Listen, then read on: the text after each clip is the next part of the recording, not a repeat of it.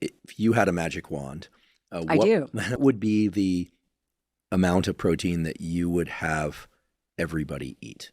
In terms of a number of grams per pound or kilogram of body weight? That's actually an easy question. 1 gram per pound, ideal body weight. Total body weight, not lean Ideal body body weight, actually, where you want to be. If an individual is 200 pounds but would prefer to be 150 pounds, then I would have them eat towards their ideal body weight. There's no evidence that a higher protein diet is detrimental to kidney health, to bone health. And we use these terms loosely, like a high protein diet, when we have to recognize that 0.8 grams per kg is a low protein diet.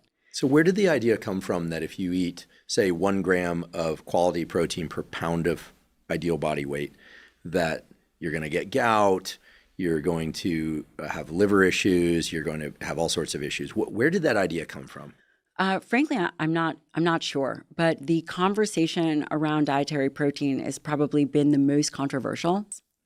Nutrition is complicated because it's something that people tie emotion to, they tie religion to.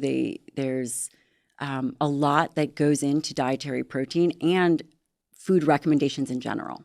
But it sounds like we can safely say that if you eat 1 gram of protein per pound of ideal body weight, that you're not going to cause liver damage or get gout or increase your risk of cancer, right? My understanding is that even if it comes from red meat, there's no increase in risk of cancer. Is that right? Well, here's what I would say to that. I would say that this idea about red meat and cancer, number one, we would have to even define what kind of cancers that we're talking about. There's many different types of cancers and there's many different causes.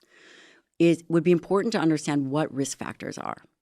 And a primary risk factor to many cancers is obesity. The question then becomes, how do we design a diet that mitigates obesity?